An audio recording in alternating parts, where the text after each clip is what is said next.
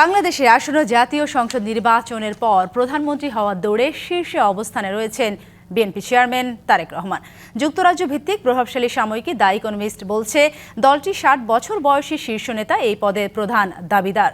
২রা ফেব্রুয়ারি প্রকাশিত সাময়িকীটির সর্বশেষ বিশ্লেষণে বলা হয়, ১২ই ফেব্রুয়ারি অনুষ্ঠিত হতে যাওয়া সাধারণ নির্বাচনের পর ৬০ বছর বয়সী তারেক রহমান প্রধানমন্ত্রী হওয়ার প্রধান দাবিদার।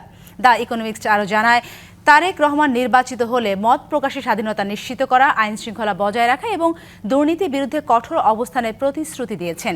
সাময়িকীটি ২৫শে ডিসেম্বর তারেক রহমানের দেশে ফেরার দৃশ্য বর্ণনা করে লিখেছে, বুলেট প্রুফ বাসে করে তিনি যখন ফিরছিলেন তখন উচ্ছ্বসিত সমর্থকরা রাস্তায় ছুটে আসেন এবং বাসটি কয়েক মাইল ধীর গতিতে চলছিল, যেন অপেক্ষমান সমর্থকেরা তাকে ভালোভাবে দেখতে পারেন।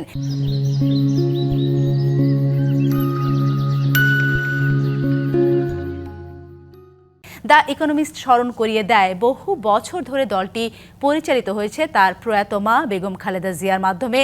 তার আগে এটি পরিচালনা করেছিলেন তার বাবা, বাংলাদেশের একজন প্রেসিডেন্ট, যিনি ১৯৮১ সালে নিহত হন।